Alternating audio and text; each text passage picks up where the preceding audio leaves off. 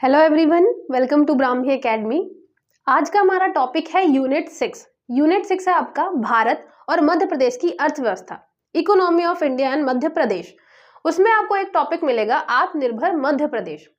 तो सबसे पहले तो यही बात है कि भैया आत्मनिर्भर क्या है, तो ये देख लेते हैं कि आत्मनिर्भर मध्य प्रदेश में हम आत्मनिर्भर मतलब किस चीज में बात कर रहे हैं।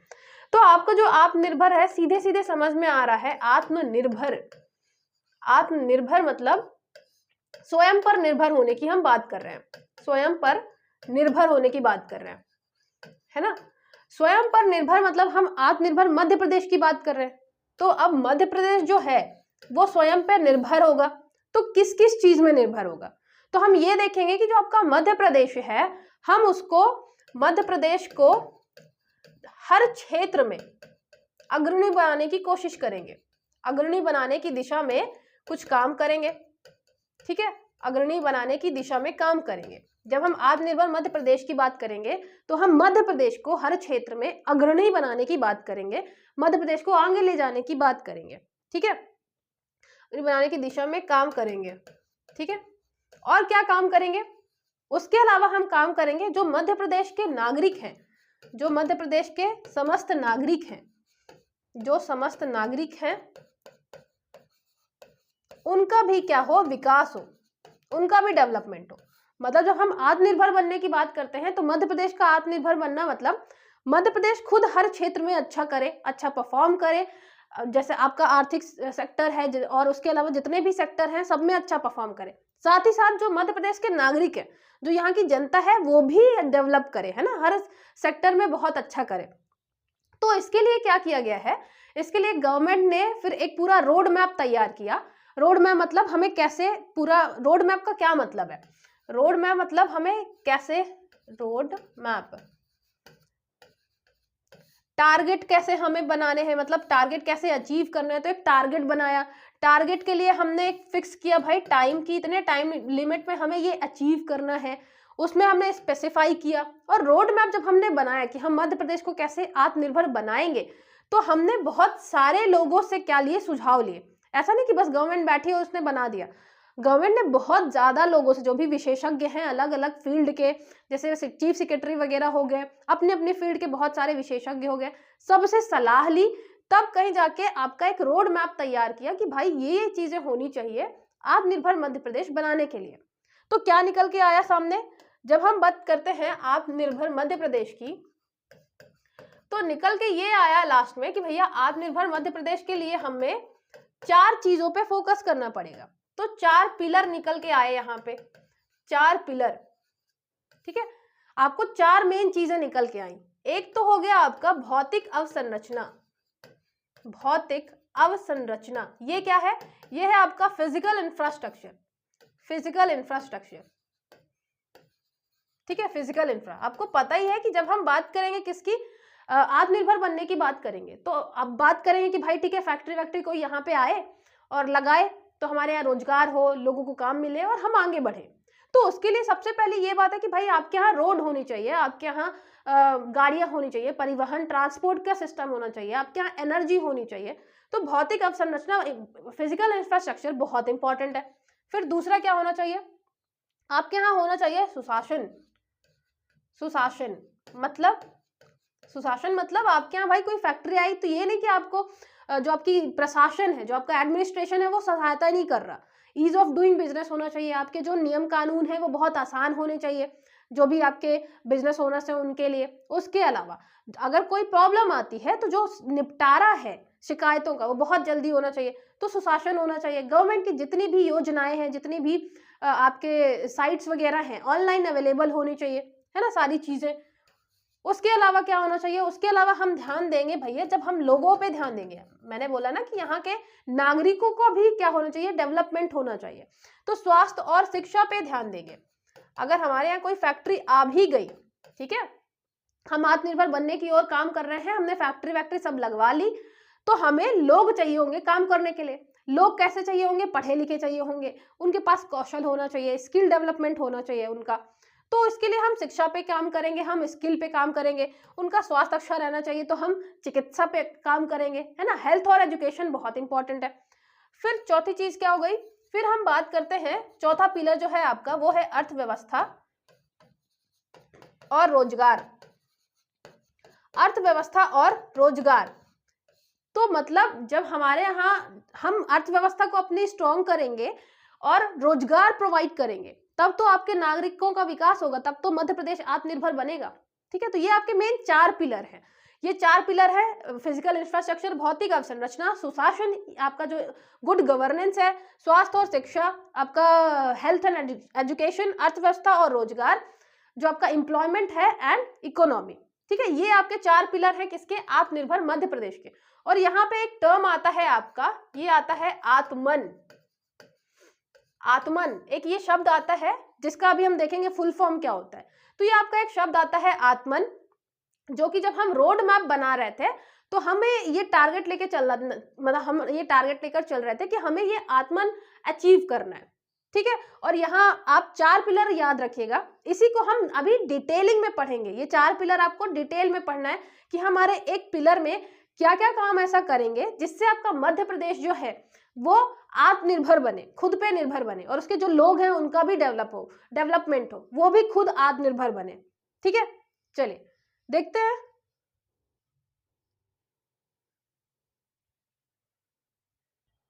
ये जो आप शब्द देख रहे हैं यहाँ पे, सबसे पहले तो आपको इस पे फोकस करना है कि यहाँ पे गवर्नमेंट करना क्या चाह रही थी। तो ये आपको गवर्नमेंट की साइट में मिल जाएगा, आत्मनिर्भर मध्य प्रदेश की जो साइट है वहीं पे। सबसे पहले तो आपको ये देखना है कि जो आपकी गवर्नमेंट है, यहाँ पे एक शब्द आया था आत्मन MP@23। इसका मतलब क्या था, ए मतलब था एस्पिरेशन। यहाँ पे आपको ये शब्द जरूर याद रखना है। ये सिर्फ जरूरी नहीं है आपके प्रीलिम्स के लिए, ये मेंस के लिए भी बहुत इंपॉर्टेंट टॉपिक है। तो जितने भी बच्चे पूछते हैं कि मैम मेंस की आप बुक लिस्ट बता दीजिए या सारी चीजें, तो आपको ये इधर जरूर याद रखना है कि कभी भी मेंस कुछ लिमिटेड बुक्स से नहीं होता है। आप देखेंगे कि मतलब अगर कुछ ऐसी फिक्स बुक होती है कि ये पढ़ लीजिए और आपका सिलेक्शन हो जाएगा, तो कभी भी मतलब उन बच्चों का नहीं होता जो क्या कर रहे हैं, अपने से दिमाग लगा रहे हैं, सोच रहे हैं, बहुत ज्यादा मतलब प्रोसेसिंग कर रहे हैं चीजों की। जो रट्टू टाइप के हैं, जिन्होंने बुक्स पूरी की पूरी रट ली है, बिल्कुल वही बुक्स खरीदी रट ली, सिर्फ उनका ही सिलेक्शन होता। तो ऐसा नहीं है ना, इसीलिए देखिए आपको क्या करना है, जो भी टॉपिक है उनसे रिलेटेड आपको सब्जेक्ट लेनी है, मतलब बुक्स लेनी है, बुक्स में अच्छे से स्टडी करना है। साथ ही साथ आपको जो भी करंट में डेटा मिल रहा है, गवर्नमेंट के साइट्स में जो भी डेटा मिल रहा है, उनको अपने आंसर्स में यूज करना है। तो कभी भी ऐसा नहीं होता कि आप कुछ बुक्स पढ़ लें और आपका सारा का सारा मेंस कवर हो जाए। फिर भी मैं बुक लिस्ट के लिए जरूर आपको एक वीडियो प्रोवाइड करवा दूंगी, है ना, मेंस के लिए। अब देखिए यहाँ ध्यान दीजिए, यहाँ पे आपको सारी चीजें मेंस में लिखनी है। जो आत्मन है यहाँ पे वर्ड, इसमें से ए फॉर है एस्पिरेशन, है ना, ये सारी चीजें आपको इंग्लिश में भी मिल जाएंगी, मैंने हिंदी वाला PDF ये ओपन कर रखा है। टी फॉर है ट्रांसफॉर्मेशन, यहाँ पे M फॉर है मिशन, और जो आपका A फॉर है एक्शन, N फॉर है नीति। ये जरूर याद रखिएगा। आपको पता है कि ऐसे 4 ऑप्शन देके ऐसे इसमें से अगर कुछ पूछता है कि यहाँ पे A for aspiration, T for transformation, M for mission, action, नीति। ठीक है, हमें नीतियां बनानी है, हमें एक्शन लेना है, हमें मिशन मोड में काम करना है, ट्रांसफॉर्म करना है MP को। उसके अलावा एस्पिरेशन, हमारा एस्पिरेशन का और होना चाहिए, हमें पूरे इंडिया को बहुत आगे ले जाना है। तो ये एक वर्ड याद रखिएगा, आत्मन MP 2000 आपका 2023 है ना, 23 तक के लिए टारगेट 3 साल का बनाया गया था, 20 से 23 तक का आत्मनिर्भर मध्य प्रदेश में। फिर यहाँ पे बात करते हैं कि टॉपिक क्या क्या थे। अब देखिए यहाँ पे जितने भी टॉपिक हैं, आप अब कलेक्टर बनने जा रहे हैं, ठीक है, डेप्यूटी कलेक्टर बनेंगे, तो ये सारे जो टॉपिक हैं, मतलब गवर्नमेंट ने, मध्य प्रदेश गवर्नमेंट ने बहुत सारे लोगों के सजेशन लिए थे। बहुत सारे जो आपके विद्वान होते हैं, अलग अलग फील्ड के बहुत सारे प्रोफेसर हैं, जितने भी अपनी अपनी फील्ड के अच्छे लोग हैं, सबसे सुझाव मांगा था। और यहाँ पे जितने भी सुझाव हैं आत्मनिर्भर बनने के लिए, मध्य प्रदेश को आत्मनिर्भर बनाने के लिए, वो सारे के सारे आपको पता है। अगर आप नॉर्मल तरीके से भी सोचेंगे ना, एक डिप्टी कलेक्टर की तरह होकर आप सोचेंगे, तो इसमें जो भी चीजें लिखी हैं आपको सब पहले से पता है, आपको कुछ एक्स्ट्रा नया नहीं पढ़ना है। तो बस आपको वही चीज अभी क्या रिलेट करते जानी है साथ ही साथ में। अगर मैं बोलूं कि मध्य प्रदेश को हमें आगे ले जाना है, तो आप क्या बोलेंगे, यहाँ के जो लोग हैं उन पे काम करना चाहिए। सबसे पहले तो आत्मनिर्भर हम किसे बना रहे हैं, सबसे पहले तो हम लोगों को बनाएंगे। लोगों को बनाएंगे तो सीधी बात है हम किस पे काम करेंगे भाई, उनके रोजगार वगैरह पे काम करेंगे। लेकिन रोजगार से पहले किस पे काम करेंगे, लोगों पे काम करेंगे। तो हमें उनके शिक्षा पे काम करना पड़ेगा, हमें उनके स्वास्थ्य पे काम करना पड़ेगा। आपको पता है कि जब कुपोषण वगैरह होगा तो लोग काम नहीं कर पाएंगे, तो हमें उनके स्वास्थ्य पे काम करना पड़ेगा, है ना। बीमार होंगे तो काम कैसे करेंगे, शिक्षा पे काम करना होगा, पढ़े लिखे लोग होने चाहिए। उसके अलावा स्किल, कौशल पे काम करना पड़ेगा, कौशल पे भी काम करना पड़ेगा उनके, ये सारी चीजें करनी पड़ेंगी। फिर हमने लोगों पे काम कर लिया, भाई हमने लोग तैयार कर लिए, फिर क्या करना है, फिर क्या करना पड़ेगा, गवर्नमेंट को फिर फैक्ट्रीज वगैरह एस्टैब्लिश करनी पड़ेंगी, तो आपको फिर काम देना पड़ेगा। दूसरी चीज क्या करनी पड़ेगी, गवर्नमेंट को काम देना पड़ेगा। अब काम कैसे दे सकती है, या तो सरकार खुद प्रोवाइड करे, या जो हमने लोग यहाँ पे शिक्षा दे दी है तो उनको कुछ ऐसे लोन वगैरह दे जिससे वो खुद का काम स्टार्ट कर पाए। तो यहाँ पे फैक्ट्रीज वगैरह एस्टैब्लिश करने को बोल सकते हैं, या उद्यम वगैरह जो आप मतलब एंटरप्रेन्योरशिप है, नए नए उद्यम लगाइए, इन सारी चीजों के लिए बोल सकते हैं। सेल्फ हेल्प ग्रुप हैं वो बनाए जा सकते हैं। तो बहुत सारी चीजें हैं, यहाँ पे आप कोई उद्यम खोल सकते हैं, यहाँ पे सेल्फ हेल्प ग्रुप इस्टेब्लिश कर सकते हैं। तो ये सारी चीजें, फैक्ट्री इस्टेब्लिश कर सकते हैं, आप खुद भी तो फैक्ट्री इस्टेब्लिश कर सकते हैं ना। तो ये सारी चीजें काम में आती है कि काम आप इस्टेब्लिश कर सकते हैं। अच्छा, जब काम करेंगे तो क्या होगा, ऐसा तो है नहीं आप कहीं भी फैक्ट्री इस्टेब्लिश कर सकते हैं। आप कर सकते हैं क्या, नहीं कर सकते। आपको कैसी लोकेशन चाहिए, जहां आपको जमीन, लैंड एरिया आराम से मिल जाए, दूसरा वहां इलेक्ट्रिसिटी वगैरह हो, है ना। आप काम करेंगे, फैक्ट्री लगाएंगे तो आपको इलेक्ट्रिसिटी चाहिए होगी, सड़क अच्छी बनी होनी चाहिए, यातायात व्यवस्था वहां पे होनी चाहिए। तो फिर तीसरा आता है कि भैया यहाँ पे आपकी जो संरचना है, जो फिजिकल इंफ्रास्ट्रक्चर है, भौतिक संरचना है, भौतिक संरचना ये भी तो होनी चाहिए। वहां पे सड़क होनी चाहिए, वहां पे बिजली होनी चाहिए, मतलब हम ऊर्जा की बात कर रहे हैं तो ऊर्जा होनी चाहिए। देखिए ये मैं बहुत बेसिक से समझा रही हूँ, बहुत ऐसे लेमैन टर्म में समझा रही हूँ, जिससे आप खुद को रख के सोचे कि हाँ भाई ये चीजें तो चाहिए हैं अगर हमें खुद को आत्मनिर्भर बनाना है तो। और यही चीजें फिर मैं आपको जब पढ़ाऊंगी तो आप बहुत अच्छे से कनेक्ट कर पाएंगे। और इसमें मैं आपको बता दूं, कुछ भी ऐसी चीज नहीं है जो आपको पहले से पता नहीं है, बस आपको पढ़ेंगे ना तो वो पता चल जाएगा कि हाँ यार सही बात है, ये चीज तो होनी चाहिए थी। तो बस आराम से आपको लास्ट तक देखना है, समझना है।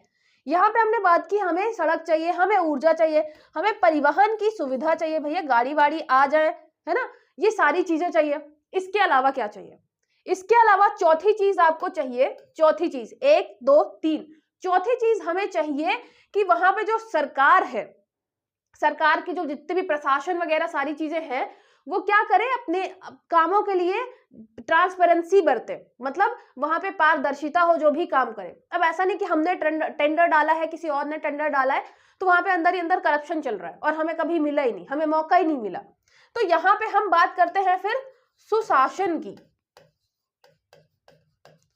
फिर यहाँ पे बात आती है सुशासन की। तो ये जो आपके 4 पिलर दिख रहे हैं ना, ये मैंने आपको 4 पिलर बता दिए हैं मेन आत्मनिर्भर मध्य प्रदेश के। यहाँ पे हम एक स्वास्थ्य शिक्षा पे फोकस करेंगे।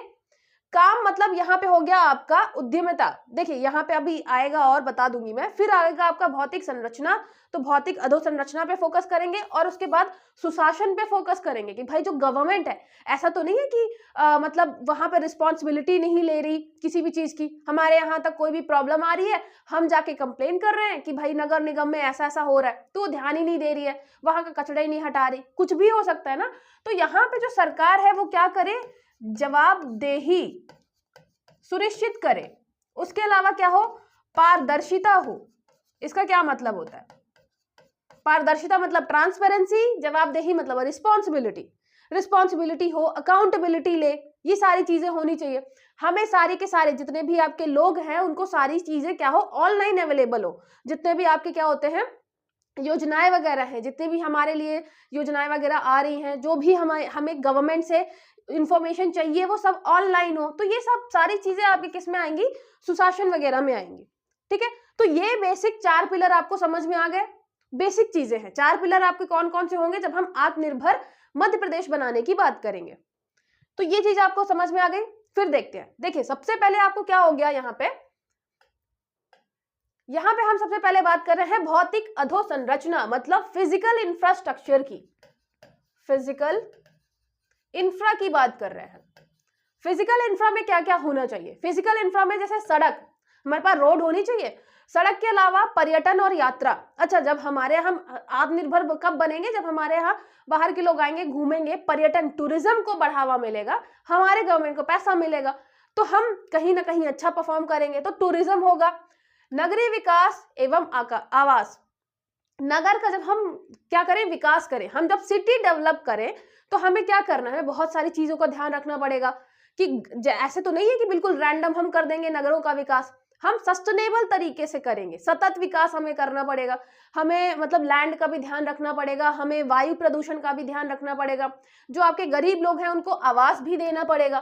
तो ये सारी चीजें, मतलब हम जब हम आत्मनिर्भर की बात करते हैं, ये जरूर याद रखिएगा कि जब हम आत्मनिर्भर की बात करते हैं तो हम सिर्फ ये बात नहीं करते कि आपके पास बहुत सारा पैसा आ जाए तो आप आत्मनिर्भर बन जाए। गवर्नमेंट जब आत्मनिर्भर बनने की बात करती है तो बहुत सारी चीजों में करती है कि जैसे जो आपके लोग हैं उनको सारी सुविधाएं दी जाए, उनको शिक्षा दी जाए, स्वास्थ्य दिया जाए, उसके अलावा आवास दिया जाए। जो बहुत गरीब लोग हैं उनको आवास देना चाहिए, है ना, तभी तो वो, मतलब अभी शहरों में आप देख रहे हैं बहुत सारी झुग्गी झोपड़ी बन रही है। तो ये सारी चीजें गवर्नमेंट क्या करेगी, आत्मनिर्भर बनाएगी सारे लोगों को, है ना, सब पे ध्यान देगी।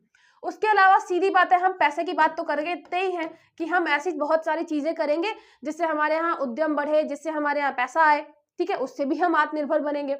और ये भी आत्मनिर्भर का होता है ना कि हम क्या कर रहे हैं, बहुत ज्यादा डिपेंड नहीं है दूसरे स्टेट्स पे और दूसरी चीजों के लिए, दूसरे लोगों पे, हम अपने यहाँ खुद बना रहे हैं उसको। तो हमारे यहाँ जो चीज है, जैसे हमारे यहाँ एग्रीकल्चर अच्छा है तो हम एग्रीकल्चर पे ज्यादा ध्यान देंगे, हम यहाँ जो टूरिज्म में, जो हमारे यहाँ पर्यटन क्षेत्र अच्छे अच्छे, हम उस पर ध्यान देंगे। तो ये याद रखिएगा कि आत्मनिर्भर जब हम बात करेंगे तो कभी भी सिर्फ ये नहीं होगा कि हम पैसे की बात करें, कैसे ज्यादा पैसे कमाएं, कैसे ज्यादा पैसे कमाएं। हम हर एक चीज लेकर चल रहे हैं। हम पैसे कमाने के लिए नगरों का विकास भी करेंगे, तो नगरों का जब विकास करेंगे तो हम ये भी ध्यान रखेंगे कि सस्टेनेबल तरीके से सतत विकास होना चाहिए नगरों का। ये नहीं कि पहले हमने नगर बसा दिए, फिर हमें लग रहा है कि यार वहां से तो सड़क जाने के लिए है नहीं, हमने नालियां नहीं बनाई, हमने रोड्स नहीं बनाए, जो आपका कचरा है वो पूरी नालियों में भरा पड़ा रहता है। तो सारी चीजें हम प्लान करके बनाएंगे, तो यही सारी चीजें आपको डिटेल में यहाँ पे मिलेंगी, बस आपको समझते चलना है। हम सड़क बनाएंगे, मैंने आपको बताया है कि फैक्ट्री वगैरह होगी तो हम ये देख के एरिया चूज करेंगे ना कि वहां पे सड़क है कि नहीं। हम पर्यटन को बढ़ावा देंगे, हम नगरों का विकास करेंगे, हम जल की सुविधा प्रोवाइड करेंगे। आपको पता है ना, जल चाहे वो आपके कोई भी हम फैक्ट्री वगैरह लगा रहे हैं उसके लिए हो, चाहे एग्रीकल्चर के लिए हो, चाहे घरों के लिए हो, आपका जल, वाटर बहुत जरूरी है। उसके अलावा ऊर्जा बहुत जरूरी है, इलेक्ट्रिसिटी हर एक चीज के लिए चाहिए है। परिवहन एवं लॉजिस्टिक, जो आपका ट्रांसपोर्टेशन वगैरह है, उसके अलावा यहाँ से वहां सामान ले जाना, तो परिवहन और लॉजिस्टिक वाला जो काम है वो भी बहुत अच्छा होना चाहिए। फिर हम बात करते हैं सेकंड नंबर पे, आप देखिए यहाँ पे स्वास्थ्य और शिक्षा पे, ठीक है, अभी सुशासन वाला देखते हैं, स्वास्थ्य शिक्षा पे पहले बात करते हैं। स्वास्थ्य शिक्षा पे बात करते हैं, मतलब आप देखिए, जब हमने बोला लोगों को हम आत्मनिर्भर कर रहे हैं, पूरे लोग आत्मनिर्भर होंगे तो आपका मध्य प्रदेश आत्मनिर्भर होगा, मध्य प्रदेश आत्मनिर्भर होगा तो आपका भारत जो है वो आत्मनिर्भर बनने की ओर ज्यादा तेजी से बढ़ेगा, ठीक है। तो लोग कैसे आत्मनिर्भर होंगे, जब हम स्वास्थ्य और शिक्षा पे ध्यान देंगे। स्वास्थ्य और चिकित्सा शिक्षा, यहाँ पे तकनीकी शिक्षा, कौशल विकास, उच्च शिक्षा और स्कूली शिक्षा। शिक्षा में भी हमने बांट रखा है अलग अलग, स्कूल शिक्षा, फिर उच्च शिक्षा, फिर तकनीकी शिक्षा। हमारे यहाँ इंजीनियर भी तो होने चाहिए, तब तो हम सिविल इंजीनियरिंग, मैकेनिकल इंजीनियरिंग काम अपने यहाँ करवाएंगे, नहीं तो आप फैक्ट्री तो लगेगी ही नहीं अगर हमारे यहाँ शिक्षा नहीं होगी। जो आपके बच्चे हैं, जो स्टूडेंट हैं, जब वो पढ़ के निकलेंगे तो जब उनके पास अच्छी शिक्षा नहीं होगी, कोई भी कंपनी उन्हें रखेगी नहीं। तो हमारे पास तकनीकी शिक्षा भी होनी चाहिए, कौशल विकास भी होना चाहिए, स्किल डेवलपमेंट भी होना चाहिए उनका अच्छा खासा। स्वास्थ्य और चिकित्सा शिक्षा, हमारे यहाँ डॉक्टर्स भी होने चाहिए, तब तो हमारे यहाँ स्वास्थ्य जो सुविधाएं हैं वो और ज्यादा अच्छी हो पाएंगी। तो ये स्वास्थ्य और शिक्षा से रिलेटेड हो गया।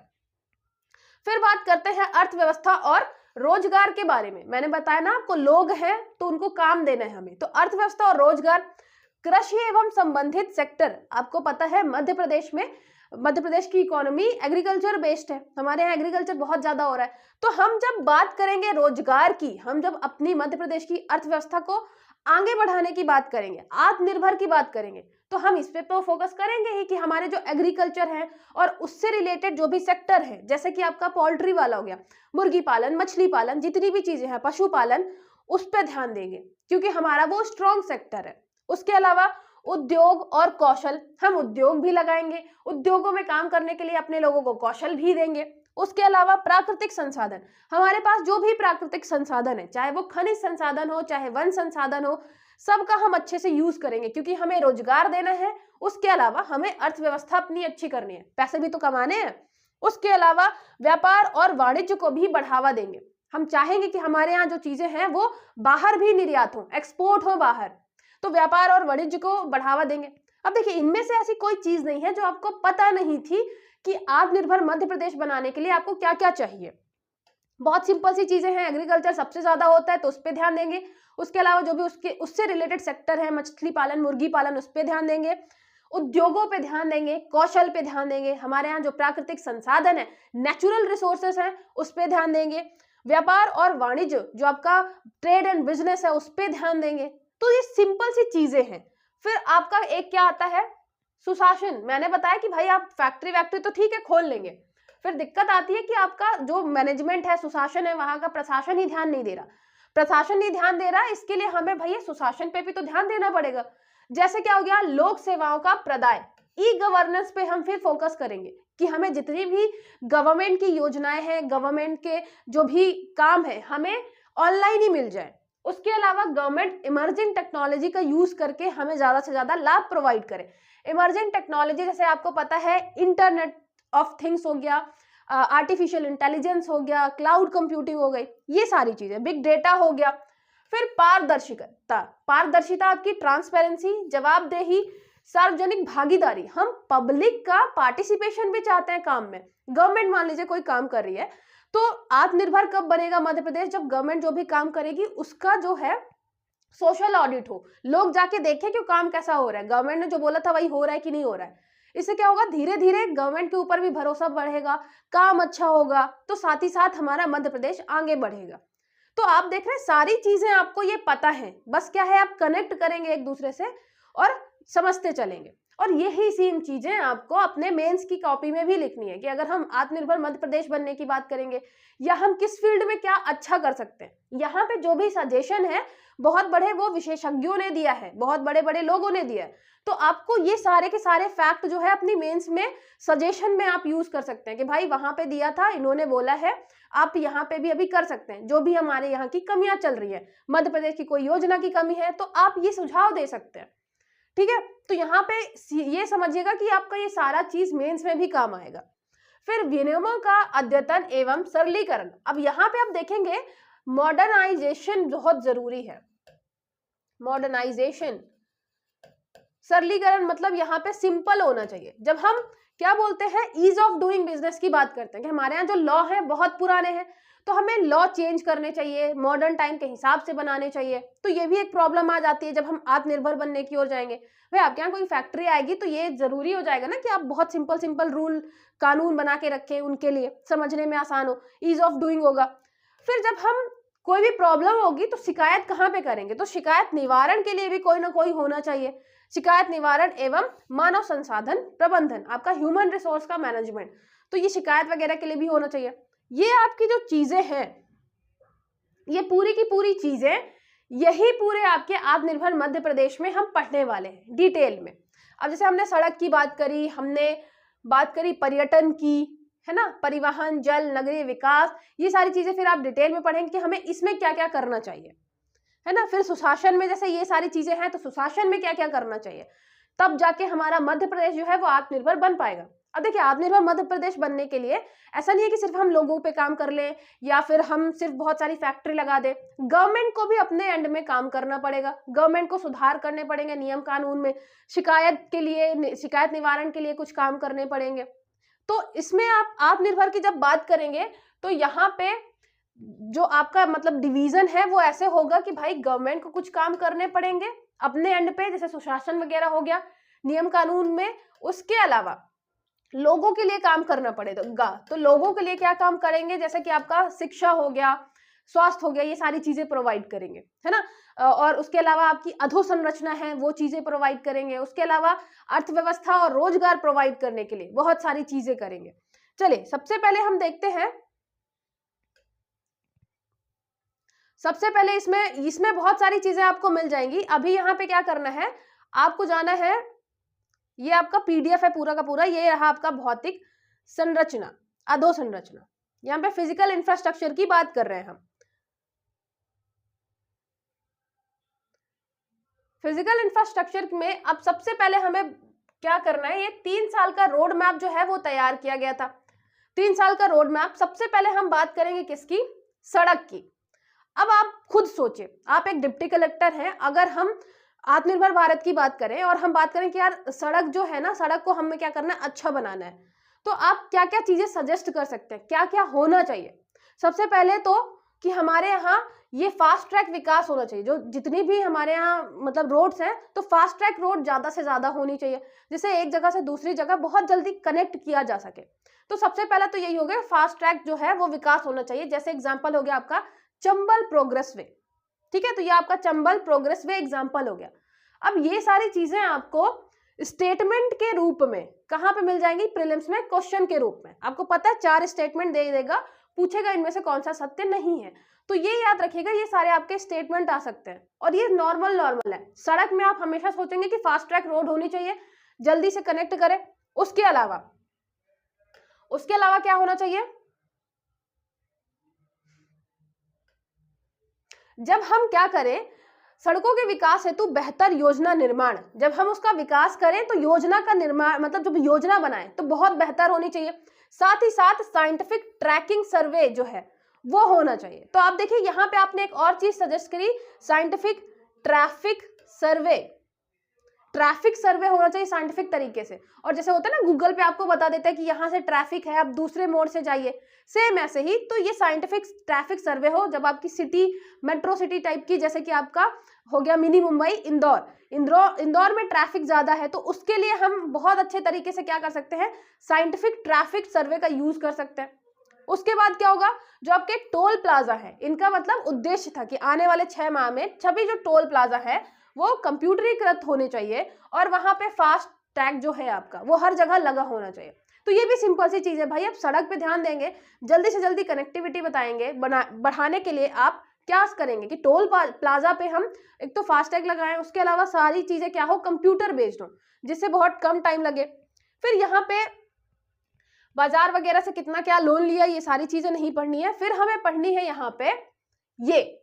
यहाँ पे परियोजना लागत में अधिक वृद्धि को नियंत्रित करने में संबंधित विवादों के निपटने हेतु उच्च स्तरीय समिति का गठन किया जाए। आपको पता है कि जब कोई एक परियोजना नहीं कंप्लीट होती, टाइम पे खिंच जाती है, तो क्या होता है, दिक्कत होती है, ज्यादा पैसे लग रहे होते हैं, गवर्नमेंट दे नहीं रही होती, तो उसके लिए भी क्या हो कि भाई एक उच्च स्तरीय समिति बनाई जाए जो निपटारा करे जल्दी से जल्दी उस चीज का।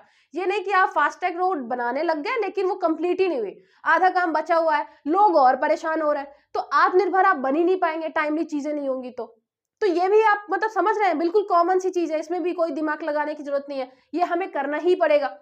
फिर बात आती है यहाँ पे, एक चीज और याद रखिएगा, यहाँ पे जितने भी नाम आपको मिलेंगे वो आपको जरूर करना है। जैसे साइंटिफिक ट्रैफिक सर्वे, यहाँ पे जैसे एक नाम आ गया आपका साइंटिफिक ट्रैफिक सर्वे, तो वो आपको याद रखना है। इसके अलावा एक और नाम मिलेगा आपको, रोड एसेट मैनेजमेंट सिस्टम, ठीक है, रैम्स, ये रैम्स वर्ड याद रखना है आपको। रोड के एसेट मैनेजमेंट सिस्टम ये स्थापित करना चाहिए। यहाँ पे क्या, तकनीकी आधारित स्थिति, सड़कों की प्राथमिकता निर्धारित करने तथा तकनीकी आधारित स्थिति का आकलन करने के लिए, यहाँ पे हम सड़कों का अच्छे से आकलन करने के लिए कर रहे हैं road asset management system, RAMS। और ये क्वेश्चन जो है आपसे पूछे जा सकते हैं, है ना, हम क्या क्या चीजें कर रहे हैं, इनमें से कौन सा आत्मनिर्भर भारत वाले जो आपका टारगेट है उसमें इंक्लूड नहीं है, तो ये जरूर याद रखिएगा। एक तो हम क्या कर रहे हैं, यहाँ पे हम मैनेज कर रहे हैं, एसेट को मैनेज कर रहे हैं, रोड के जो एसेट है उसको मैनेज कर रहे हैं। उसके अलावा हम ट्रैफिक पे भी ध्यान दे रहे हैं। हमने अभी ट्रैफिक के लिए पढ़ा कि भाई एक साइंटिफिक ट्रैफिक सर्वे होना चाहिए, है ना, तो हमने इसके लिए भी पढ़ा कि साइंटिफिक ट्रैफिक सर्वे होना चाहिए। हमने टोल प्लाजा को भी बताया कि जल्दी से जल्दी उसको कंप्यूटरीकृत कर देना चाहिए। फिर बात आती है यात्रा और पर्यटन की, तो यात्रा और पर्यटन में क्या होना चाहिए, जब हम टूरिज्म को बढ़ाएंगे तो अब आपको फोकस करना है कि मध्य प्रदेश में हम टूरिज्म कैसे बढ़ा सकते हैं। अब आप खुद सोचिए, हमारे मध्य प्रदेश में ऐसी कौन कौन सी चीजें हैं जिससे हम टूरिज्म बढ़ा सकते हैं। तो एक आपको लगेगा कि यार हमारे यहाँ कुछ धार्मिक साइट्स हैं, रिलीजियस है, ठीक है, उज्जैन हो गया, अमरकंटक हो गया, तो जो हमारी रिलीजियस साइट्स है उस पर काम किया जा सकता है, लोग आते हैं घूमने। उसके अलावा आप देखेंगे कि आपके जो नेशनल पार्क है, राष्ट्रीय उद्यान है, नेशनल पार्क जो आपके राष्ट्रीय उद्यान है, वहां से भी काफी फॉरेनर आते हैं, जैसे बांधवगढ़ हो गया, कान्हा किसली हो गया, यहाँ पे काफी आते हैं फॉरेनर घूमने के लिए, बाघों से मिलने के लिए। तो हम इस पे भी काम कर सकते हैं। ये आपको लग रहा है ना, इस पे भी काम कर सकते हैं। बस आपको यहाँ पे यही दो चीज मिलेंगी। सबसे पहले यहाँ पे देखिए, सबसे मिलेगा पहले आपको बफर में सफर। यहाँ पे बफर में सफर मतलब राष्ट्रीय उद्यान का जो बफर वाला जोन है, वहां तक के हम सफर की बात कर रहे हैं। ये मुहिम के माध्यम से मानसून पर्यटन को हम बढ़ावा दे रहे हैं, ठीक है। तो बफर तक का सफर कर रहे हैं। बफर मतलब आपके राष्ट्रीय उद्यान वाला बफर, तो राष्ट्रीय उद्यान हो गया। उसके अलावा 2 टाइगर सफारी विकसित कर रहे हैं। कहाँ पे? कान्हा पेच बांधवगढ़ में। तो टाइगर सफारी, मैंने आपको बताया बहुत फॉरेन टूरिस्ट आ रहे हैं और उनसे हम पैसा भी ज्यादा ले रहे हैं अपने इंडियन करेंसी में। तो ये मतलब हमें पैसा मिलेगा, तो एक तो टाइगर सफारी मतलब हमें राष्ट्रीय उद्यान वाले से एक फायदा मिलेगा। दूसरा जो आपका रिलीजियस वाला मैंने बताया, जैसे कि अमरकंटक हो गया, रामायण सर्किट बना रहे हैं, तीर्थंकर सर्किट एक बना रहे हैं, एक ओमकार सर्किट बना रहे हैं, एक नर्मदा परियोजना बना रहे हैं। ये सारी चीजें मतलब यहाँ पे टारगेट भी लिखा हुआ था कि हमें क्या करना है, इतने टाइम के अंदर ऐसी ऐसी काम करना है। 3 साल का हमने टारगेट बनाया था, ठीक है। तो ये आपको सारे के सारे नाम याद रखने। हमने नर्मदा परिक्रमा के लिए बनाया, ओमकार तीर्थंकर के लिए बनाया, मतलब बनाने की बात कही, रामायण और आपका अमरकंटक रूरल सर्किट के लिए, ट्राइबल सर्किट के लिए कि ट्राइबल सर्किट, ये सारे थीम थे कि हम ऐसे ऐसे कनेक्ट कर सकते हैं, ट्राइबल्स को कनेक्ट कर सकते हैं, अमरकंटक हो गया, रामायण सर्किट कनेक्ट कर सकते हैं, रामायण की जो जो साइट्स हैं, उसके अलावा तीर्थंकर के जो जो आपके फेमस प्लेसेस हैं उनको कनेक्ट कर सकते हैं, नर्मदा परिक्रमा कनेक्ट कर सकते हैं।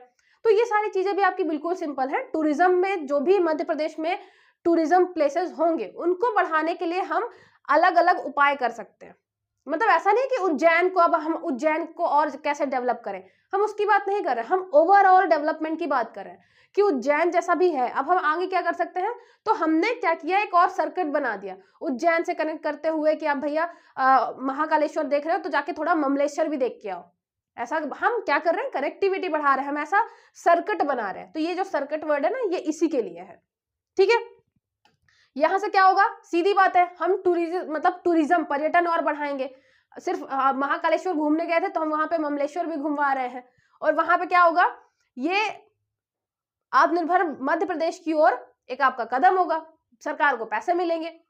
फिर यहाँ पे आपको क्या करना है, यहाँ पे एक और चीज मिलेगी। जब हम बात करते हैं पर्यटन की, तो आप हमेशा देखेंगे कि हमारे यहाँ जो भी पर्यटन है, अब आप किसी विशेषज्ञ से बात करेंगे तो वो क्या सजेस्ट करेंगे कि आपकी जो भी टूरिस्ट प्लेसेस हैं उनको क्या करें। तो वहां पे वैल्यू एडिशन करना बहुत जरूरी है। मतलब जो भी चीजें अभी भी हैं, चाहे हम उज्जैन की बात करें, उज्जैन में मंदिर बना है, हमने महाकाल महालोक बना दिया।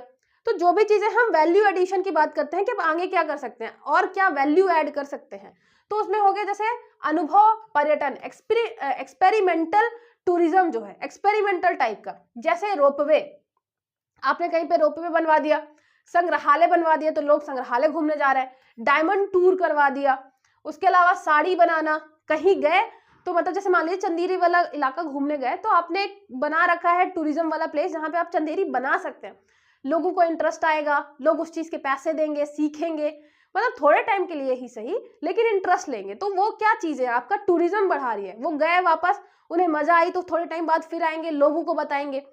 तो ये सारी चीजें आप कर सकते हैं। एडवेंचर स्पोर्ट्स कर सकते हैं, बंजी जंपिंग हो गया, बहुत सारी चीजें हैं मतलब एडवेंचर स्पोर्ट्स में, चाहे वो वाटर से रिलेटेड हो चाहे एयर वाली हो, वो कर सकते हैं। एस्ट्रोनॉमी पार्क हो गया, इनसे क्या कर सकते हैं, पर्यटकों को आकर्षित कर सकते हैं कि भाई मध्य प्रदेश में इतने सारे ऑप्शन है, चलो घूमने चलते हैं। तो ये सारी चीजें आप कर सकते हैं। और जब भी आप पर्यटन की बात करेंगे तो यही तो करेंगे, हमारे यहाँ जो जो चीजें हैं उसमें आप और क्या अच्छा कर सकते हैं जिससे बाहर के लोग और ज्यादा घूमने आए। जैसे सांची है आपका, तो आप सांची में और क्या अच्छा कर सकते हैं जिससे बाहर के लोग और ज्यादा घूमने आए। तो ये सारे कुछ क्या थे, सजेशन थे कि आप ऐसे ऐसी चीजें और कर सकते हैं जिससे मध्य प्रदेश को आत्मनिर्भर बनाया जा सके, ठीक है। फिर हम बात करते हैं ग्रामीण पर्यटन की, कि भाई गांव गांव घूमने भी तो जाना चाहते हैं लोग, बहुत सारे विदेशी आते हैं वो गांव घूमने जाना चाहते हैं, तो हम ग्रामीण पर्यटन को बढ़ावा दे सकते हैं। हम ट्राइबल पर्यटन को बढ़ावा दे सकते हैं, कुछ लोग ट्राइबल एरिया जाना चाहते हैं घूमने, उसको बढ़ावा दे सकते हैं। होम स्टे को बढ़ावा दे सकते हैं। जैसे आप देखेंगे कि जो उत्तराखंड वाला इलाका है, शिमला हिमाचल वाला इलाका है, वहां पे अब हर एक घर में, हर एक घर नहीं मतलब बहुत ज्यादा ये चीज हो गई है कि वो घर पे कुछ रूम देने लग जाते हैं होम स्टे टाइप का, कि आप आइए रुकिए जाइए, होटल में रुकने की जरूरत नहीं है, खाना भी प्रोवाइड कर देते हैं, उन सब चीजों के चार्ज कर लेते हैं। तो आप क्या देख रहे हैं कि वो लोग जो है वो इन्वॉल्व हो रहे हैं अर्थव्यवस्था में, इकोनॉमी में पार्टिसिपेट कर रहे हैं, और उससे उनको खुद को पैसा मिल रहा है, उनको पैसा मिल रहा है, लोग आत्मनिर्भर हो रहे हैं, तो फिर आपका राज्य आत्मनिर्भर होगा। तो सारी चीजें कनेक्टेड है, और आई होप आपको ये सब समझ में आ रहा होगा, कोई भी ऐसी चीज नहीं है जो आपको समझ में ना आए, ठीक है। फिर यहाँ पे पर्यटन स्थलों के आसपास रहने वाले जो 20,000 सेवा प्रदाताओं का कौशल संवर्धन। अब जब घूमने जाएंगे तो भाई आपको जो वहां पे लोग रह रहे हैं, तो आपको क्या करना पड़ेगा, जो वहां पे लोग रह रहे हैं उनको स्किल भी तो देना पड़ेगा ना, तब तो वो बताएंगे। जैसे मान लीजिए कोई आपका विदेशी आता है गांव घूमने के लिए, तो कम से कम 1 से 2 लोगों को इंग्लिश आनी चाहिए, या मतलब जो भी थोड़ी बहुत टूटी फूटी ही सही, जिससे वो उनको बता पाए कि भाई ये हमारे खेत हैं, ये हमारे घर हैं, ऐसे कच्चे घर होते हैं, ये ऐसी सारी चीजें है ना। आपने सांची वगैरह गए होंगे तो देखे होंगे।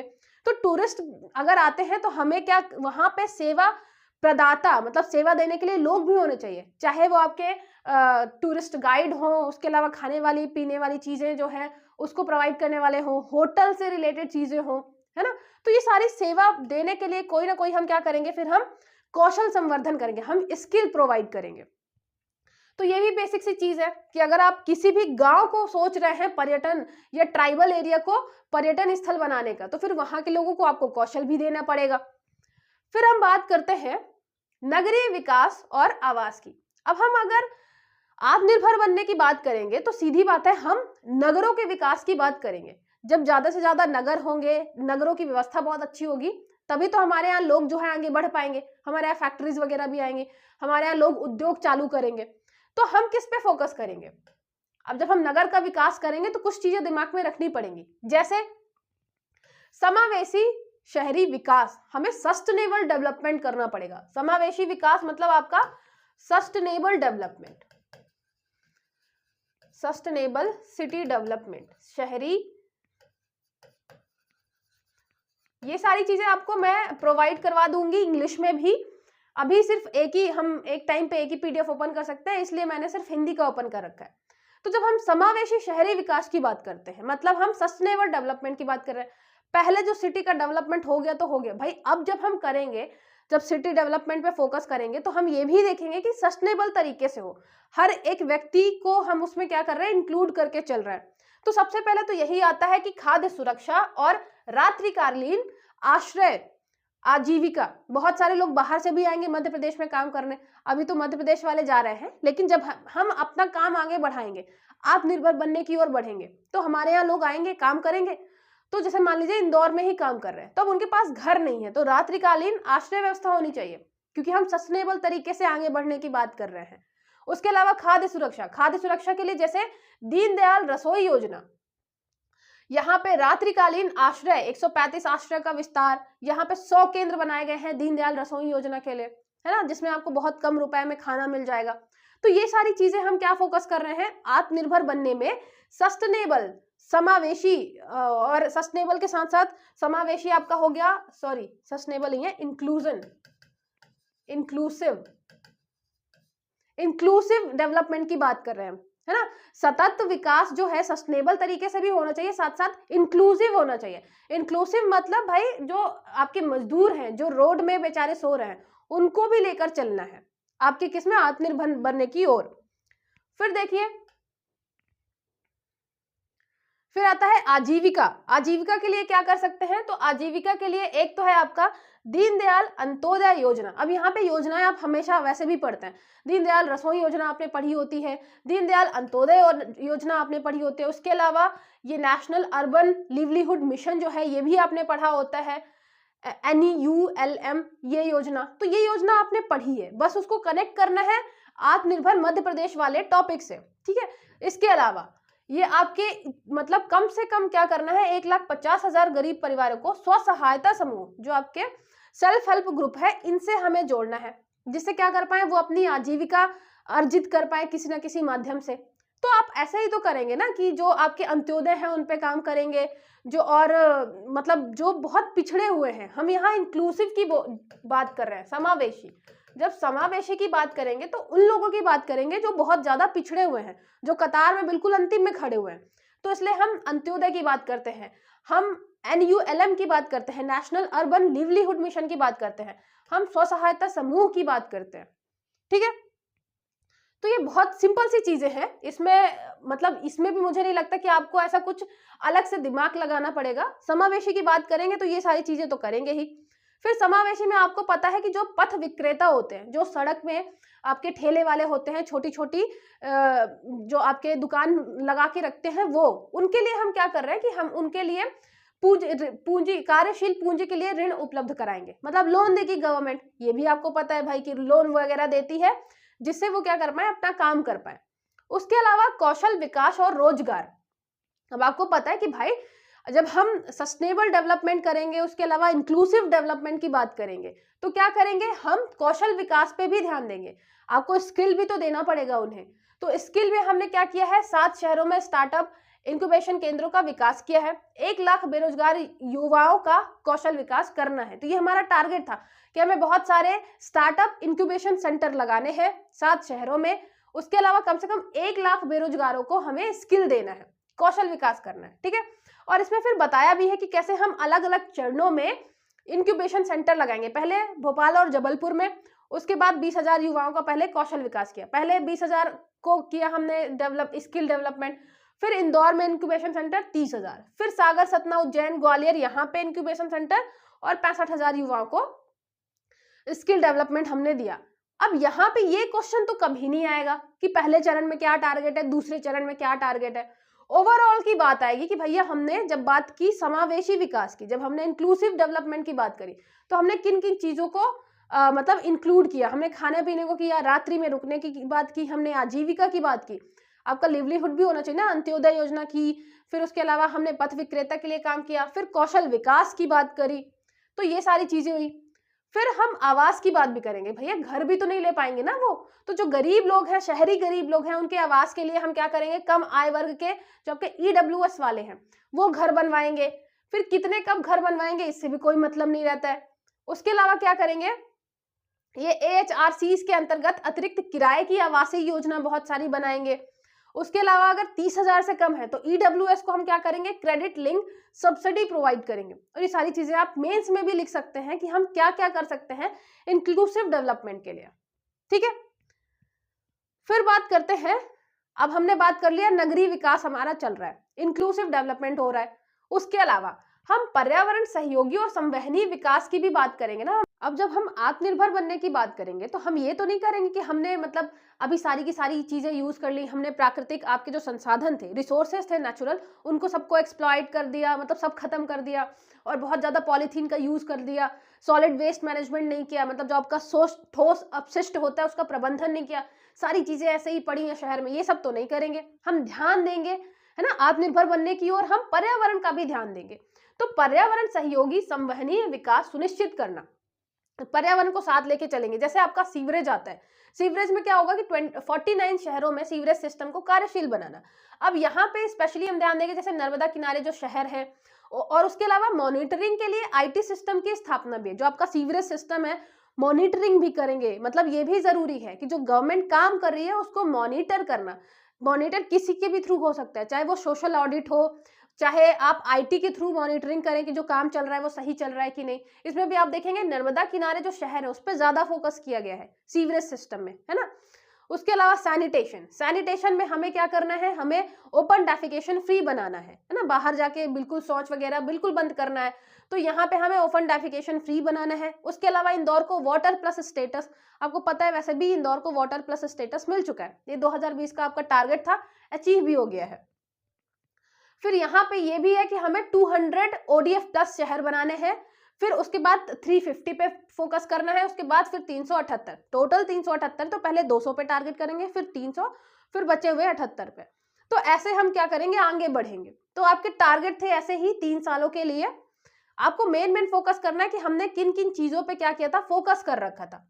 फिर आता है ठोस अपशिष्ट प्रबंधन, आपका सॉलिड वेस्ट मैनेजमेंट। आपको पता है सॉलिड वेस्ट कितना ज्यादा डेली जनरेट होता है और उसका मैनेजमेंट कितना ज्यादा जरूरी है। नहीं तो हर एक शहर के बाहर बिल्कुल एक कूड़े का वहां पे पर्वत हिल ही टाइप का बना रहता है। तो उसके लिए क्या करेंगे, तो उसके लिए आपका 100% स्रोत पर पृथकीकरण। आपको पता है सेग्रीगेशन बहुत ज्यादा इंपॉर्टेंट है, सूखा कचरा अलग, गीला कचरा अलग। इंदौर ने 100% क्या कर लिया, अचीव कर लिया। तो हम अब टारगेट करके चल रहे हैं कि भाई जो आपके 300 शहर हैं उसमें भी हम आगे क्या करें, सबसे पहले क्या करें, हम 100% स्रोत पे, मतलब जहां पे वो हो रहा है ओरिजिनेट, जैसे आपके घर पे कचरा ओरिजिनेट हो रहा है तो घर में ही 100% आपका सेपरेशन रहे, ठीक है, बाद में जरूरत ना पड़े। तो पहले हम फोकस करेंगे भाई 300 शहरों में 100% सेपरेशन, फिर उसके बाद 350, फिर 378। ऐसे ही हम क्या करेंगे, पृथक्करण, परिवहन, प्रसंस्करण, उसमें से 75% जो है उसका पुनर्चक्रण हो जाए, रिसाइकिल भी हो जाए। 100% पहले सेपरेट कर लिया, उसके बाद आपका ठोस जो जो आपका सूखा कचरा, गीला कचरा अलग अलग कर लिया, फिर उसका रिसाइकिल भी कर दिया, बहुत सारी चीजें 75%, ठीक है। तो ये चीजें आप मतलब हमने शहर भी डिवाइड कर रखे हैं, पहले इतने टारगेट करेंगे, फिर इतने करेंगे, फिर इतने करेंगे। तो आपने देख लिया ये सॉलिड वेस्ट मैनेजमेंट, ठोस अपशिष्ट प्रबंधन की बात की गई है। अब इसमें ऐसी कोई चीज नहीं आपको अभी तक मिली होगी जो आपको समझ में नहीं आई हो कि जब हम आत्मनिर्भर बनने की बात करेंगे तो हम ये सारी चीजें करेंगे ही करेंगे। फिर बात आती है कि भाई जिला मुख्यालय पर वैज्ञानिक लैंडफिल की स्थापना। आपको पता है कि कुछ जो अपशिष्ट है उसको आपको लैंडफिल करना ही करना पड़ेगा। तो फिर जिला मुख्यालय जो है बहुत अच्छे तरीके से लैंडफिल जो है अपशिष्ट उस पर ध्यान दे, है ना। तो यहाँ पे 100% उपचार हो। उसके अलावा फिर वायु गुणवत्ता सुधार, जो आपका एयर क्वालिटी है ना वो भी अच्छी होनी चाहिए। उसके लिए क्या करेंगे, हम वायु गुणवत्ता सुधार पे जैसे इंदौर, फिर पहले इंदौर पे ध्यान देंगे, फिर भोपाल, जबलपुर, ग्वालियर पे ध्यान देंगे। अब ये सारी चीजें बिल्कुल नहीं पूछेगा कि पहले साल हमने किस पे दिया, फिर दूसरे साल किस पे दिया, तीसरे साल किस पे दिया, है ना। ऐसे क्वेश्चन तो आपके बनेंगे नहीं। मेन यहां से आएगा कि हमने किन किन चीजों पे क्या कर रखा था, फोकस कर रखा था। तो हमने वायु गुणवत्ता पे फोकस किया, ठीक है। फिर बात करते हैं हम कानूनी सुधार की। अब कानूनी सुधार में यह है कि मान लीजिए यहाँ पे संपत्ति निपटान नियम हो गया, भूमि विकास नियम, जितने भी आपके नियम वगैरह हैं शहरों से रिलेटेड, अगर कुछ भी उसमें प्रॉब्लम है तो उसको हम निपटने के लिए क्या करेंगे, अलग अलग प्राधिकरण वगैरह बनाएंगे, अथॉरिटी बनाएंगे, ट्रिब्यूनल्स बनाएंगे जिससे उसको सॉल्व करवाया जा सके। फिर राजकोषीय सुधार। अब ये सारी चीजें जो है इतनी ज्यादा इंपॉर्टेंट नहीं है, इसलिए मैं इसको आपको ज्यादा नहीं बता रही हूँ। मेन जो चीजें थी वो मैंने आपको बता दी। जैसे यहाँ पे है जन निधि भागीदारी के माध्यम से विभिन्न वैल्यू कैप्चर फाइनेंस टूल्स के नियम और विनियम। यहाँ पे आप ये चीज मेंस में लिख सकते हैं कि यहाँ पे हम क्या कर सकते हैं, ठीक है। जन निधि भागीदारी के माध्यम से हम वैल्यू कैप्चर फाइनेंस टूल के नियम विनियम यूज कर सकते हैं। प्रशासनिक सुधार। प्रशासनिक सुधार में राष्ट्रीय अभिशासन और शहरी प्रबंधन संस्थान का संचालन, यहाँ पे संस्थान वगैरह के बारे में है।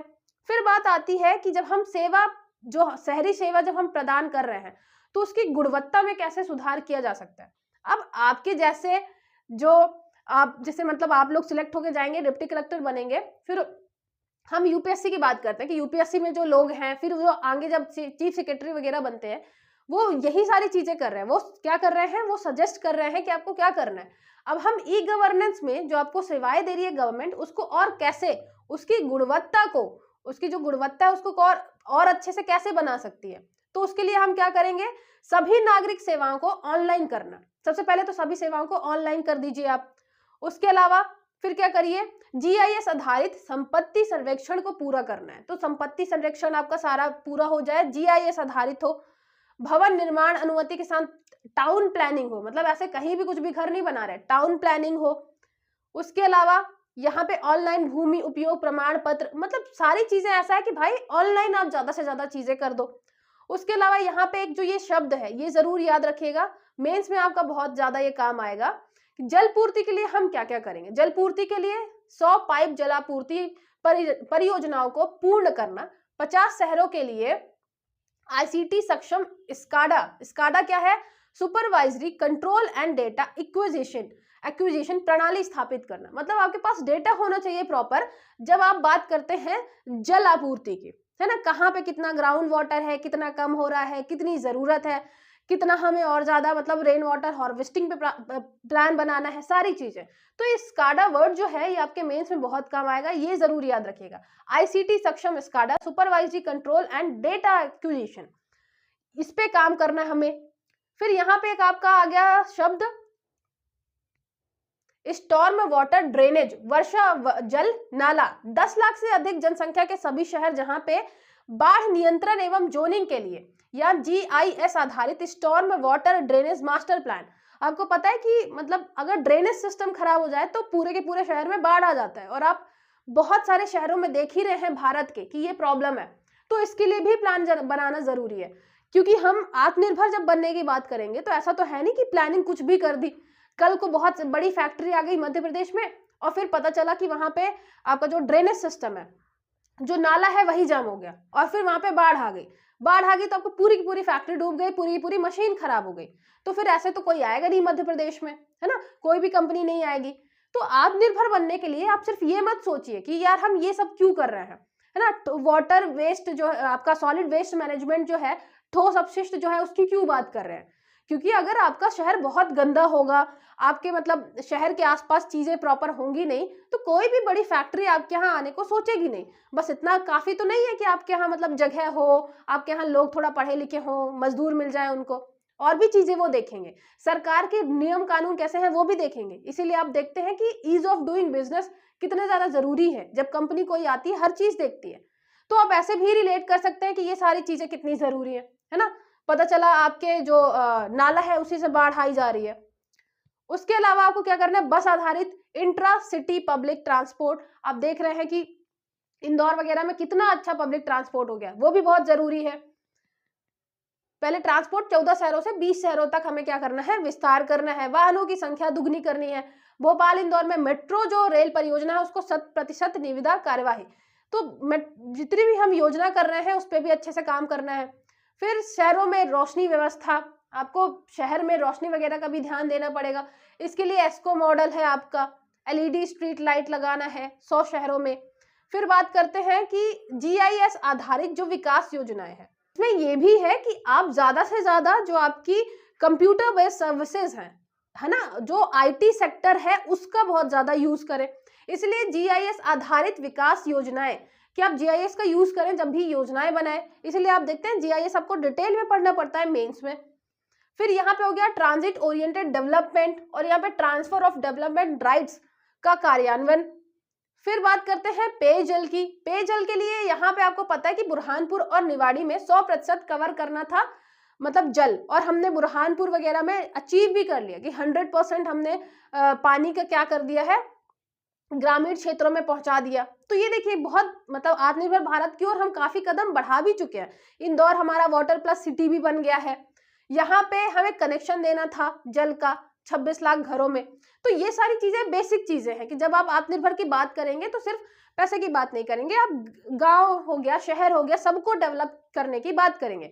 डेवलप अलग अलग तरीके से करना, आप उसको डेवलप करेंगे फैक्ट्री वगैरह लगवा कर भी। उसके अलावा जो बेसिक सुविधाएं हैं, पानी पहुंचाना, बिजली पहुंचाना और सुविधाएं पहुंचाना सरकारी, ये सारी चीजें भी देंगे। फिर उसके लिए अलग अलग काम करेंगे। तो यही सारी चीजें आप यहाँ पे पढ़ रहे हैं। सिंचाई के लिए क्या करेंगे, जैसे नर्मदा परियोजना हो गया, उसके लिए हम बजट दे रहे हैं। सिंचाई नर्मदा विकास विभाग जो है वो काम कर रहा है, ठीक है। अब ऊर्जा के लिए जैसे आपका ओमकारेश्वर बांध पर 600 मेगावाट का फ्लोटिंग सोलर प्रोजेक्ट बन रहा है। अब बार बार ये चीज करंट में पढ़ते हैं, अब वही चीज आपको आत्मनिर्भर भारत में मध्य प्रदेश में मिलेगी। हम क्यों कर रहे हैं, जिससे हमारे पास भाई जो इलेक्ट्रिसिटी है हम उसमें आत्मनिर्भर हो जाए। हमारे पास जो ऊर्जा है वो मध्य प्रदेश को मतलब पूरे मध्य प्रदेश के लिए काफी है। उसके अलावा फिर हम बेच भी सकते हैं, जब हम बेचेंगे तो सरकार को पैसा भी मिलेगा। तो ये बना रहा है ना हमें आत्मनिर्भर। तो इसलिए ये आपका हो गया ओमकारेश्वर बांध, हम बार बार पढ़ते हैं, फ्लोटिंग प्रोजेक्ट 600 मेगावाट का। इसके अलावा ये जरूर याद रखिएगा कि ये जो आपके जिले हैं मुरैना, छतरपुर, आगरमालवा, नीमच, शाजापुर, यहाँ पे आपके जो ये मुरैना, छतरपुर, आगरमालवा, नीमच, शाजापुर, यहाँ पे 4500 मेगावाट का बन रहा है, बहुत ही ज्यादा बड़ा है ना। इतने पूरे जिले, 5 जिले जो हैं आपके पूरे जिले मिला के, और देखिए लोकेशन अलग अलग है। अगर मैं बात करूं, लोकेशन बिल्कुल अलग अलग है। मुरैना आपको यहाँ मिलेगा, छतरपुर यहाँ मिलेगा, आगरमालवा और शाजापुर यहाँ मिलेगा, और एक आपका ये नीमच है, नीमच यहाँ मिलेगा। तो ये 5 ऐसे जिले हैं अलग अलग लोकेशन पे, यहाँ पे हर टोटल मिला के 4500 मेगावाट का बन रहा है। और ये कितने का अनुमानित है ये सब हमें नहीं पढ़ना है, बस ये पढ़िए कि हम इतना ज्यादा इलेक्ट्रिसिटी पे काम कर रहे हैं, उसमें भी हम रिन्यूएबल एनर्जी पे ज्यादा काम कर रहे हैं। सौर ऊर्जा हो गया, और यहाँ पे देखिए फ्लोटिंग हम सौर ऊर्जा आपका जनरेट कर रहे हैं। उसके बाद क्या देखना है हमें, फिर यहाँ पे हम ये ग्रीन एनर्जी कॉरिडोर भी बना रहे हैं। तो देखिए ग्रीन एनर्जी कॉरिडोर के बारे में भी आपको पढ़ना है। सोलर पंप 45,000 सोलर पंप हम लगाने की बात कर रहे हैं, जिससे आपके किसानों को भी फायदा हो और जो उनकी बिजली बचे वो बेच भी पाए। तो 45,000 solar pump, green energy corridor, ये सारी आप चीजें मेंस में भी लिख सकते हैं। फिर परिवहन और लॉजिस्टिक की बात करते हैं। परिवहन लॉजिस्टिक में जैसे राष्ट्र का भंडारण लॉजिस्टिक हब के विकसित करने हेतु मल्टी मॉडल लॉजिस्टिक पार्क। आपको पता है कि मतलब कोई भी सामान जब बहुत लंबे रूट में होता है तो हमें बीच बीच में स्टोरेज बनाने पड़ते हैं। लॉजिस्टिक हब बहुत ज्यादा इंपॉर्टेंट है, तो हम मल्टी मॉडल लॉजिस्टिक पार्क बनाने की बात कर रहे हैं। और यहाँ पे हमने समय सीमा भी तय कर रखी थी कि भाई 2024 तक हम बना लेंगे मल्टी मॉडल लॉजिस्टिक पार्क, ठीक है। इसके अलावा end to end integrated logistic संचालन हेतु डिजिटल प्लेटफॉर्म का निर्माण। यहां से निकला कि नहीं निकला, वहां पहुंचा कि नहीं निकला, पहुंचा, है ना। तो सारी चीजों के लिए हम डिजिटल प्लेटफॉर्म बनाएंगे कि पूरा पूरा एप्लीकेशन है, ये पूरा का पूरा एक वेबसाइट है जो सारी चीजें देख रही है। तो आप सोचिए हम एक तरफ काम कर रहे हैं किसके साथ, ग्राउंड लेवल पे फिजिकल इंफ्रास्ट्रक्चर हो गया, यहाँ पे हम लॉजिस्टिक हब बना रहे हैं, साथ ही साथ हम उसको कनेक्ट कर रहे हैं आपके किससे, आईटी सेक्टर से। तो उसका क्या हो, डिजिटलाइजेशन भी करें हम साथ ही साथ, है ना। तो ये सारी चीजें जो है वो रिलेटेड किससे हो गई आपकी, सारी की सारी हमने शुरू में जो स्टार्ट किया था, भौतिक अवसंरचना, आपका फिजिकल इंफ्रास्ट्रक्चर। फिजिकल इंफ्रास्ट्रक्चर में आपने देखा कि हमने कितनी सारी चीजें पढ़ी, ठीक है। अभी सुशासन स्टार्ट हो जाएगा। इस फिजिकल इंफ्रास्ट्रक्चर की बात करें तो आपने क्या क्या पढ़ा, भौतिक अवसंरचना, ठीक है। फिजिकल इंफ्रास्ट्रक्चर की बात करें तो आपने इसमें ही कितनी सारी चीजें पढ़नी। आपने मतलब यहाँ पे पढ़ लिया भैया सड़क वगैरह के लिए कि हमें कैसे सड़कों पे काम करना है, ट्रैफिक पे काम करना है।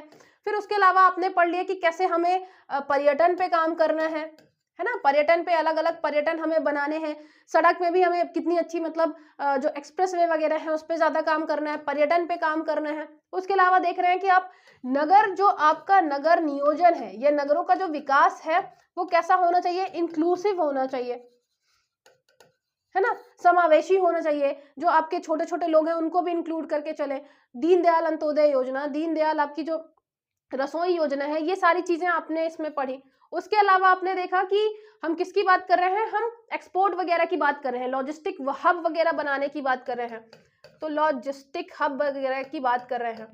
उसके अलावा जो हमारे पास योजनाएं हैं, तो योजनाएं कैसे पहुंचेंगी, तो हम ई गवर्नेंस की बात कर रहे हैं, हम जीआईएस यूज कर रहे हैं, जीआईएस बहुत सारी चीजों के लिए। उसके अलावा आपने ये देखा कि भाई अगर कोई भी शिकायत होती है तो उसके लिए भी हम क्या करने की बात कर रहे हैं कि शिकायत निवारण की बात कर रहे हैं। और ये सारी चीजें आप और भी डिटेल में पढ़ेंगे, शिकायत निवारण वगैरह। हम जो आपका सुशासन वाला इसी में है ना, 4 पिलर है, एक सुशासन वाला भी पिलर है, उसमें भी हम ये सारी चीजें देखेंगे। तो ये आप भौतिक अवसंरचना में जितनी भी चीजें हैं कि भाई ये तो करना ही पड़ेगा। ग्रामीण की बात करते हैं कि जो गांव की है, ग्रामीण चीजों को, जैसे पर्यटन में भी हम ग्रामीण पर्यटन बढ़ा रहे हैं। पर्यटन बढ़ाएंगे भी तो किस में ध्यान देंगे, हमें कौशल देना पड़ेगा वहां के लोगों को। तो बहुत सारी चीजें आपने जो ये डिटेलिंग में पढ़ी, आई होप आपको समझ में आई। और ऐसे ही आपको जो स्टेटमेंट वाले क्वेश्चन होते हैं बड़े बड़े, ये सही है कि ये नहीं है, ऐसे क्वेश्चन यहाँ से मिलेंगे। और योजना वगैरह आपका अलग वैसे भी टॉपिक है, मध्य प्रदेश की जो योजनाएं हैं और मध्य प्रदेश की जनजातियों से संबंधित योजनाएं, ये सब वैसे भी आती हैं। लेकिन यहाँ पे आपको योजना के साथ साथ ये पढ़ना है कि जब हम आत्मनिर्भर मध्य प्रदेश बनने की बात करेंगे तो हम किन किन चीजों पे फोकस करेंगे, और ये सारी चीजें आपको मेंस में भी बहुत अच्छे तरीके से यूज हो जाएंगी। आई होप आपको सारा लेक्चर बहुत अच्छे से समझ में आया होगा। अभी इसके आगे फिर हम नेक्स्ट लेक्चर में देखेंगे। कोई भी डाउट है तो आप कमेंट या कॉल करके बता सकते हैं। चलिए मिलते हैं फिर नेक्स्ट लेक्चर में।